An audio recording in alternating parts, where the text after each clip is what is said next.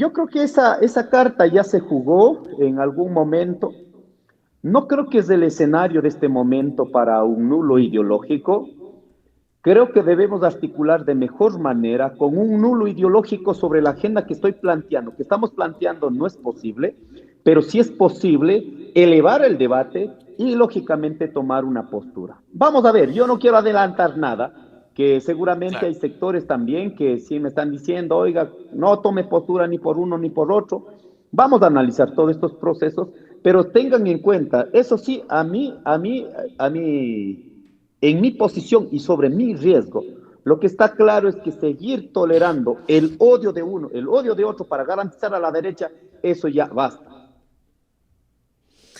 Ahí está. Me parece genial. Dice que en estos momentos y con su agenda política, el nulo ideológico no está sobre la mesa. Un nulo ideológico que estuvo sobre la mesa cuando estuvo Guillermo Lasso y Andrés Arauz, ¿verdad?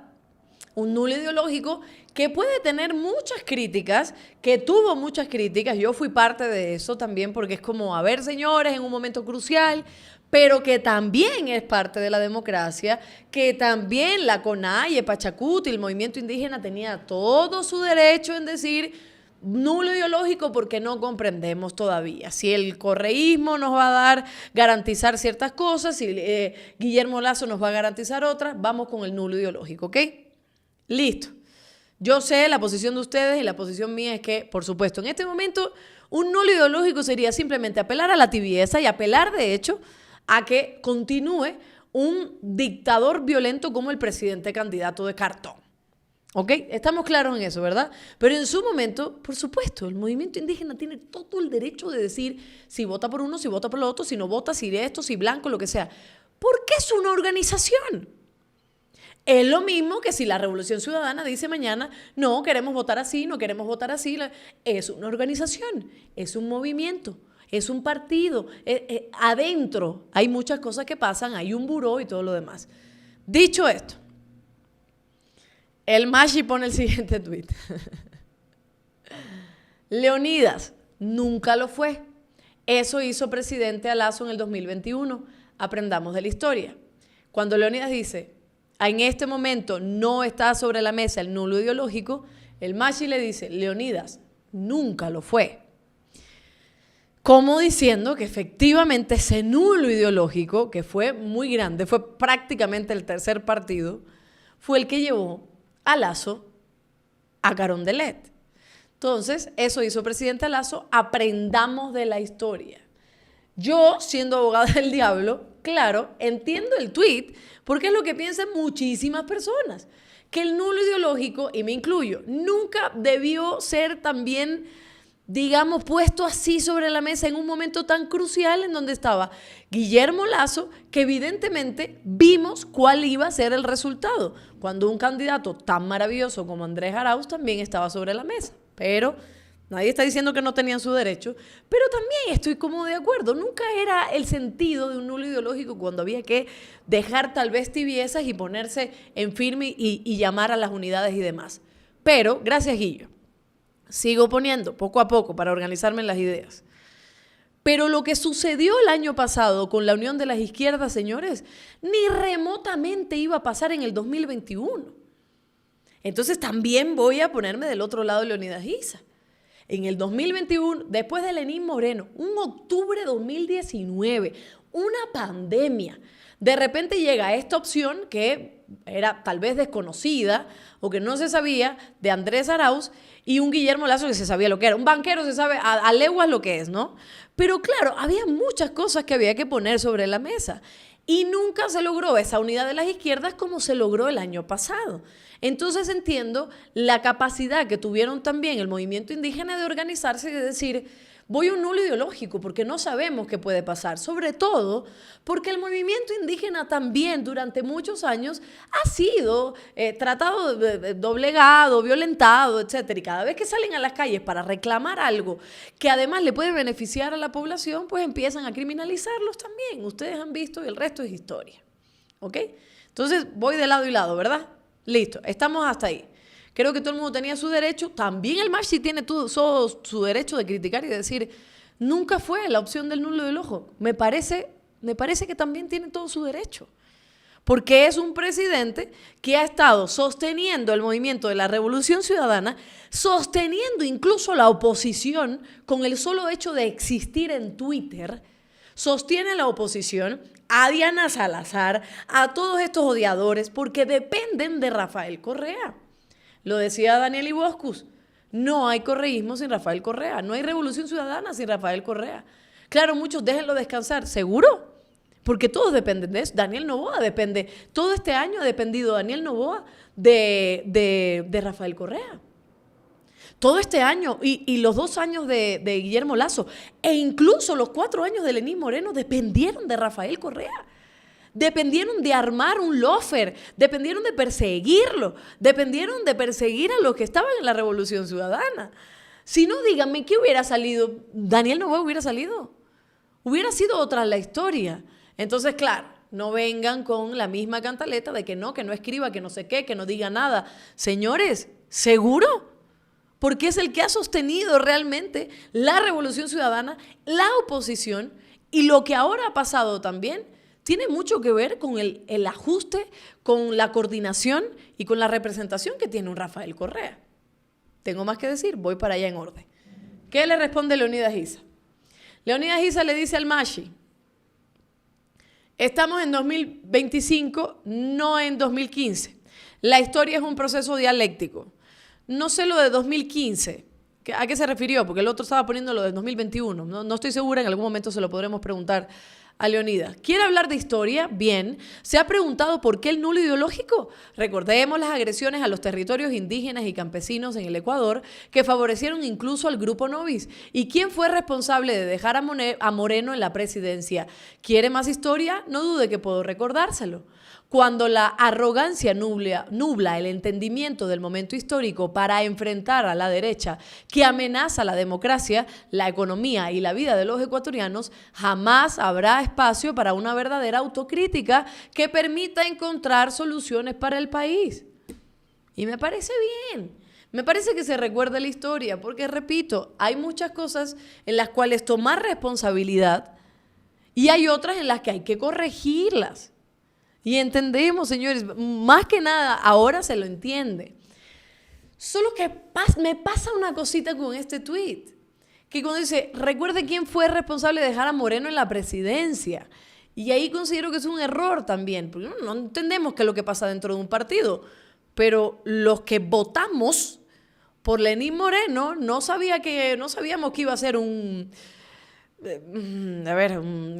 traidor, ya por decir otra cosa. Un traidor y una persona tan nefasta y miserable y sátrapa como Lenín Moreno. Entonces tampoco podemos responsabilizar a las víctimas de Lenín Moreno porque no lo sabíamos. Como cuando estás en una relación, empiezas a conocer a alguien, todo bien, de repente muestra que es un violento y lo demás, entonces la culpa es de la víctima, no lo creo. Entonces a esa partecita yo le quitaría también porque es como, a ver, Lenín Moreno quedó, por supuesto, porque se pensaba que iba a continuar con el proyecto de la Revolución Ciudadana. 4 meses. Y ya está, 4 meses, no, creo que hasta menos. Y ya estaba hablando delante de la prensa diciendo que había que perseguir a Correa. Y a todo lo de la Revolución Ciudadana. Entonces no es responsabilidad de las víctimas tampoco, ¿no? Tal vez dentro del buró pudieron haber hecho algo, pero ahora estamos pensando en el pasado, no. O sea, realmente hay que entender lo que pasó después. Lenín Moreno desgració el país. Pero no solo persiguió a los indígenas, con María Paula Romo sacándole los ojos en octubre de 2019, pero también varios de los que le sacaron ojos son que ahora están en la asamblea con la Revolución Ciudadana. Entonces no es culpar tampoco a esta gente que también fue víctima de Lenín Moreno. Lo otro, por supuesto, hay que asumir responsabilidades de lo que ha sucedido con el movimiento indígena, más allá de lo histórico. Hay que asumir responsabilidades, señores. Por supuesto que sí. Por supuesto que sí. Entonces, claro, arrogancia nubla el entendimiento del momento histórico para enfrentar a la derecha que amenaza a la democracia, la economía y la vida de los ecuatorianos. Jamás habrá espacio para una verdadera autocrítica. Hay que sentarse. Tienen que sentarse a conversar. Porque hay muchas cosas que quedan dentro. Gracias, Guillo. Hay mucho resentimiento, hay mucho dolor también. Y lo entiendo de parte y parte. Yo aquí haciéndome y realmente tratando de no mediar, pero entender cuáles son las circunstancias. Señores, si a mí me hicieron daño, pero también le hicieron daño al otro, y hablamos desde el dolor, y hablamos desde la ira, no vamos a llegar a acuerdos mínimos, ¿verdad? No lo vamos a hacer. Después el Mashi le responde lo siguiente, ya como para terminar la discusión, porque hubo un montón de personas que estaban conversando sobre esto y hubo muchas reacciones y demás. El Mashi dice esto: yo también te la puedo recordar y desmentir infamias, pero prefiero estar a la altura de la historia y de la tragedia que vive el país. Ok. Y pone una frase de El Necio, que es una canción de Silvio Rodríguez. La parte de yo también te la puedo recordar, son conocedores los dos, son inteligentísimos los dos, tienen la historia en la mano los dos. Ponerse a ver quién sabe más de la historia, eso es innecesario. Lo otro es que dice desmentir infamias. Está circulando un video, está circulando una nota de voz en donde aparentemente Rafael Correa denosta o invalida a el movimiento indígena, cosa que está editado, cosa que es falsa, y que además la referencia que pudo haber hecho con el movimiento indígena no necesariamente tenía que ver con Leonidas Issa, tenía que ver con la Cecilia Velázquez, que trabaja en el gobierno y era de Pachacuti, y trabaja en el gobierno de Daniel Noboa, tenía que ver con las Lloris, que también le hizo todo este pasillo de honor a Guillermo Lazo y lo apoyó en la asamblea, tenía que ver con un montón de personajes que fueron un desastre dentro de Pachacuti, pero según yo, y lo que yo recuerdo en todas las entrevistas que al menos yo le he hecho al Mashi, también habla de la capacidad que tiene Leonidas Issa, y ojo, no hace falta que ningún hombre ni ninguna mujer venga a validar la inteligencia de otra persona. Pero sí es necesario entender que la discusión no es precisamente contra un hombre que ha demostrado también su coherencia como Leonidas Issa, pero sí también contra la infamia y contra estos representantes de Pachacuti que ya se reunieron algunos con De la Gasca y que todavía están viendo que, bueno, hay que ver por quién votar. ¿Cómo es posible? ¿Cómo es posible? Lo otro es, prefiero estar a la altura de la historia y de la tragedia que vive el país. Siento que lo que está diciendo es, no voy a tuitear más en contra o a favor de Leonidas Issa y vamos a esperar cómo se dan las conversaciones y sobre todo estar a la altura de la historia y de la tragedia que vive el país como para entablar una conversación. Y ahí queda la cosa. Gracias, Guillo. Ahí supuestamente queda la cosa, ¿no? Entonces, algunas puntualizaciones con respecto a Pachacuti. Hoy escuchaba una entrevista en donde Churuchumbi decía que bueno, que hay que ver, que hay que conversar, que hay que no sé qué. Yo solo quiero hacer una pregunta. ¿Podemos averiguar si Churuchumbi ya se reunió con De la Gasca? ¿Podemos averiguar si ya hubo un acercamiento con Noboa? Quisiera averiguarlo. Y ojo, están en todo su derecho. Pero caramba. No me digan después que sus estatutos están hacia la izquierda, que sus ideologías y sus posturas están hasta la izquierda. Que ustedes quieren ver progresar un país, que quieren educación bilingüe, que quieren salud, que quieren no sé qué, y te vas a reunir para ver qué es qué mismo con un personaje que lo único que ha hecho es cometer ilegalidades, desafiar la Constitución, comprar las instituciones y no darte ni salud, desprestigiarte y no regresarte a ver. Y no regresar a ver al movimiento indígena, que es parte del Ecuador. Por mucho que te saquen que las cifras, que el 8%, que no sé qué, es parte del Ecuador. En las venas del ecuatoriano hay un indígena. Entonces, eso es lo que yo no entiendo, la parte de la coherencia. No lo entiendo. Y por eso también me pongo de lado cuando se discute lo del nulo ideológico, que si bien tienen razón, tampoco lo entiendo. Pero voy para el otro lado. Caramba, dejemos la discusión. Si lo que más se necesita ahora es una unión, es una responsabilidad, es asumir también las culpas, es asumir que no estuvo bien en ciertas cosas, de parte y parte, y lograr la unidad. Que ayer, justo al que le aplican el nulo ideológico, Andrés Arauz, es el que ha sido enviado por Luisa González a conversar con Pachacuti, a conversar con la CONAIE. Y ayer dio una disertación impresionante sobre lo que tenía que suceder y lo que sucedió en la unión de las izquierdas. Andrés Arauz habló de extractivismo, tengo la servilleta porque ni siquiera pudo, aquí está. La conciencia histórica, la minería y extractivismo, la soberanía alimentaria, la institucionalidad, feminismo, ambientalismo, todo se habló en la unión de las izquierdas. Y hay un documento con acuerdos mínimos y otros como disensos que todavía no se han podido tocar.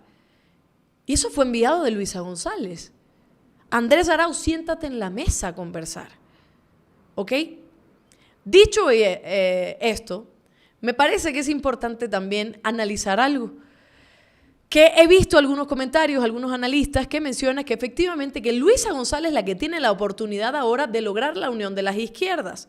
Porque, ojo, si bien la representación de Rafael Correa sigue siendo máxima, y ustedes han visto en las encuestas que mañana viene Rafael Correa y se pone en una papeleta electoral, te gana el 100%, básicamente.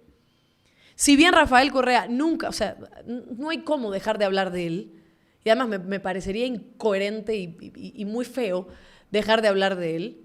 Si bien no hay cómo decirle, oye, no, mira que deja de tuitear, porque eso es su libertad y esas son sus formas también y lo conocemos. También creo que hay que cambiar un poquito la estrategia, señores. Porque es Luisa González la que logró un 40 y pico % en esta primera vuelta. Es Luisa González la que se ha parado en las tarimas a conversarle a su gente. Es Luisa González la que ha recorrido todo el país poniendo sobre la mesa las propuestas.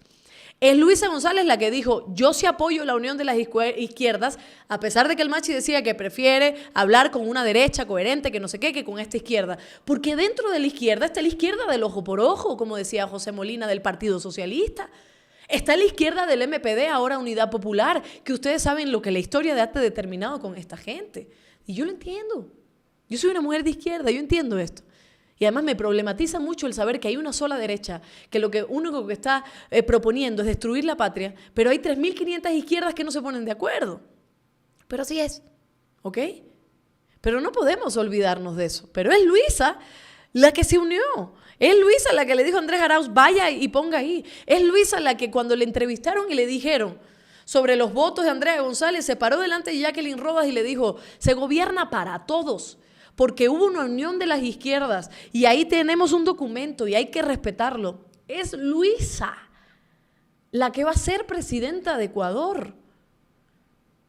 Es Luisa la que se tiene también que sentar. Es Luisa la que probablemente ahora esté con su equipo diciendo, ok, vamos a ver, a pesar de los tweets, a pesar de los dime que te diré, yo soy la que me voy a sentar. Yo soy la que tengo la fortaleza. Yo también me he ganado. Hay mucha gente en los comentarios diciendo el luisismo. O sea, que se hable del luisismo, ahora es por algo. Hizo un video el otro día hablando de que no somos narcos, con una coherencia impresionante. Ha ido a todos los medios y ha demostrado su capacidad, cosa que muchos hombres pretenden invalidar. Entonces, sí, dejemos los egos un poco, asumamos responsabilidades, que eso es parte, errar es de humanos. Dejemos un poco el Twitter, lo que te genera también es, mira, alguien me dijo esto, yo voy a contestar porque no sé qué, no sé qué. En Twitter está apenas el 2% de la población. Hay gente de afuera que lo único que pide es que por favor haya unión. ¿Ok? Eso. Entonces Luisa es la que tiene también la oportunidad de demostrar, por supuesto, de quién maneja su campaña, decía Caroline Ávila. Ordenar la vocería y dejar claro que la presidenta es ella y la conversación debe ser con ella. En medio de las clases de historia, yo veo una oportunidad para que la ciudadanía conozca la madera de la candidata. Y a mí me parece en parte correctamente lo que dice Caroline. Pero ya Luisa lo ha demostrado. ¿Por qué le exigimos tanto a Luisa y no le exigimos al presidente Daniel Noboa? Esto no es, Caro, tu comentario está bien. Voy a lo otro que también lo mencionan, ¿no? Claro, se le exige a Luisa que salga, que muestre su madera, que salga, que se desasocie, no sé si la palabra es correcta, de la situación de Rafael Correa. Pero claro, hay otro presidente, hay otro candidato también que está en eso. O sea, y es una mujer batallando con un candidato violento, con un candidato que es capaz de violentar y hacer todo lo que sea, y sobre todo si eres mujer. ¿Me entienden? Entonces, sí, exijámosle a Luisa, porque Luisa es la que tiene que hablar y tiene que decir, ok, mire, ¿saben qué? Vamos a ponerlo como madre, básicamente. A ver, tú por un lado y yo por el otro. Soy yo la que va a hablar, soy yo la que va a gobernar. Ella misma lo ha dicho en las entrevistas, soy yo la que va a gobernar. Pero también se le exige mucho a una mujer en un contexto en donde hay un presidente que está violentando el Ecuador, donde hay un presidente que no es capaz de llamar a la unidad, donde hay un presidente que es capaz de decir a los 2 días de haber perdido la primera vuelta, de decirle narcos a la ciudadanía. Entonces, claro, Luisa tiene que salir a defender todo. Caramba, pero vamos a ver. Entonces, voten por Luisa para que llegue a Carondelet y que se vea la madera. Pero es una mujer que lleva 2 campañas Y que este logro de la primera vuelta ha sido impresionante, porque ni con Andrés Arauz, ni con los otros candidatos, se ha roto el techo de la Revolución Ciudadana, y Luisa lo logró. Luisa lo logró. Entonces, sí creo que ese logro del 44% de los votos y que se le siga exigiendo que tiene que demostrar que es ella, que ya tiene madera, se sabe. Ya tiene madera, ya tiene fuerza, tiene posibilidades, tiene carácter, tiene posibilidad de hablar, de generar. Ayer Andrés Arauz decía que lo que quiere es seguir planificando para darle propuestas a la gente. Pero lleguemos al contexto del país. ¿Por qué no se le exige al otro que por lo menos respete las mínimas normas que tiene el país en términos de democracia? ¿Me hago entender? O sea, es Luisa sí la que se tiene que sentar y decirles tanto a Leonidas como a Correa: olvídense de Twitter.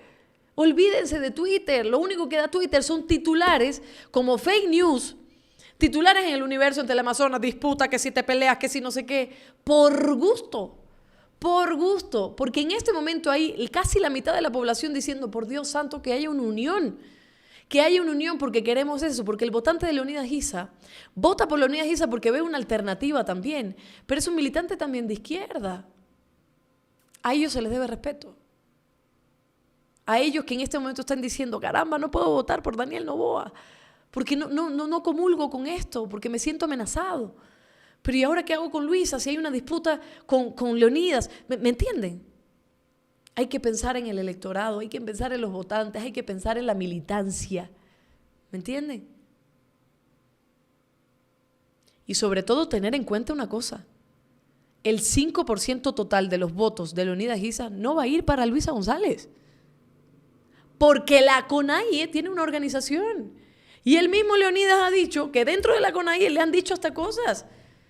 Lo han insultado, y que si le dicen correísta. El mismo Leonidas dice que está luchando por tratar de desbaratar el clivaje correísmo-anticorreísmo. Dentro de la CONAIE lo insultan. Dentro de la CONAIE hay gente de derecha. Entonces, claro, se le exige al movimiento Revolución Ciudadana que haya una organización, que no sé qué, no sé qué. Pero mientras tanto se le permite a la CONAIE y al movimiento Pachacutic que ellos se tomen su tiempo, que conversen, porque ellos tienen otra organización. ¿Qué pasa? A ver, coherencias también. Hay un partido, hay una organización. De lado y lado. Y eso hay que tenerlo en cuenta. ¿Saben por qué? Guillo, prepárame el video del señor que no tiene pelo,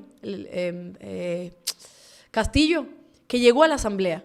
Un tipo como que es fascista, que es racista, en fin. Este tipo dijo lo siguiente con respecto a la unidad. Y ahí voy a hacer mi conclusión de todo este comentario y este análisis que he tratado de hacer. Ponle play, Guillo. ¿Cómo van a alcanzar esos votos, por ejemplo, de ISA, que son tan importantes, ¿no?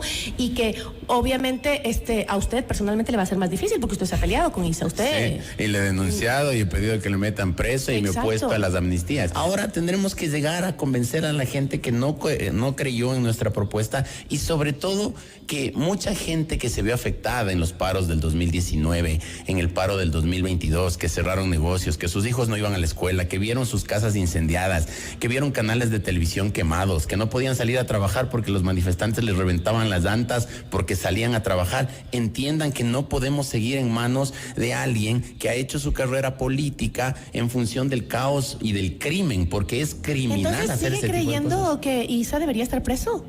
Pero por supuesto, yo sí. Yo sí, pero esto no es un acuerdo entre políticos, Gisela. Los acuerdos tienen que ser con la ciudadanía. Entendamos todo lo que pasó, entendamos todo lo que tuvimos que vivir los quiteños, particularmente de esta zona de la ciudad. O sea, ¿usted no hablaría con Isa para que su votación pueda ser? Tengo compañeros bastante más talentosos. Tengo compañeros bastante más tolerantes. Tengo compañeros que entienden mejor la política que yo.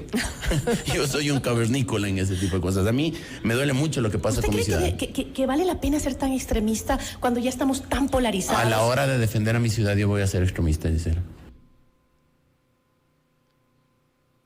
Bueno, Castillo, gracias por decir que eres un cavernícola. Menos mal que por lo menos lo consideras así. Qué bueno que haya dicho tengo otros compañeros más tolerantes, pero discúlpeme, no hay tolerancia en ADN.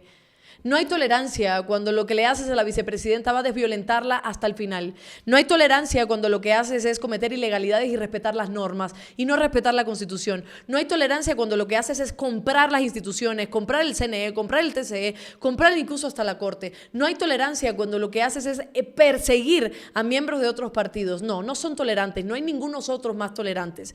Pero lo último que tengo que decir es esto. ¿Ustedes creen que un tipo que pertenece a ADN, como Castillo, diga que cree que Leonidas Issa tiene que estar preso?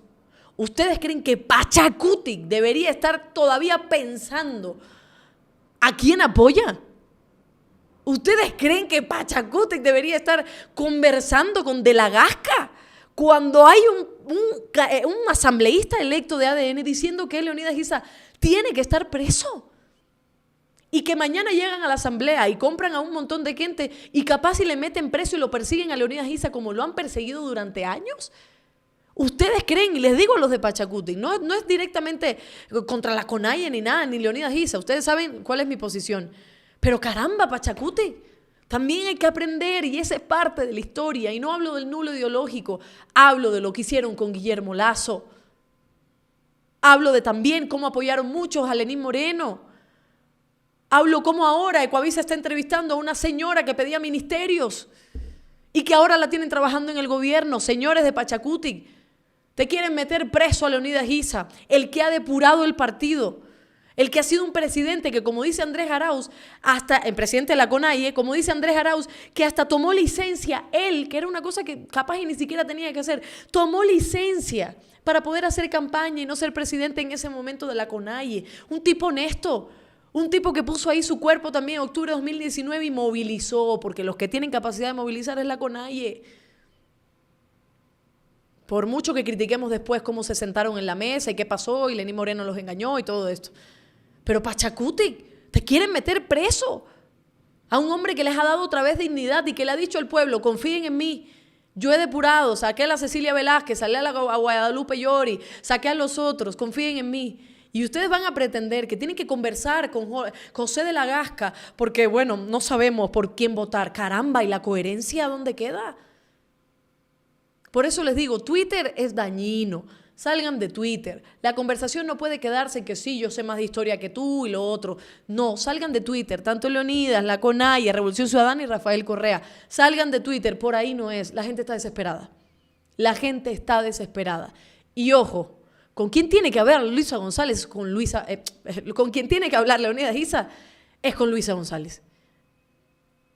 Con ella es con la que tiene que sentarse. Con Andrés Arauz, con Diego Borja. Esos son los que tienen que sentarse. Y entender que la coherencia primero, que hay que reconocer esos errores, que no hay que olvidar la historia, pero hay que saber perdonar, parte y parte. Porque si no, seguimos nosotros jodidos en un país en donde ni siquiera los líderes se ponen de acuerdo. Y ahora necesitamos de la Revolución Ciudadana y necesitamos de la CONAIE.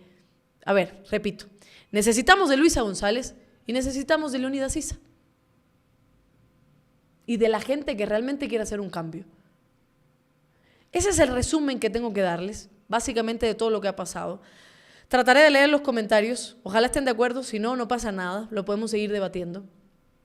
Pero ojalá realmente lleguemos a este video que voy a publicar ahora sin música, pero que algunos con inteligencia artificial ya estaban planteando. Ayer les puse la foto de los borreguitos, el borreguito y el cuy, que me pareció muy tierna. Y ahora les pongo un video que alguien hizo con inteligencia artificial y lo pones, Guillo, por favor. Y ahí está. Creo que esto es importante. Creo que esto es importante. Un abrazo, pana, no pasa nada. No pasa nada.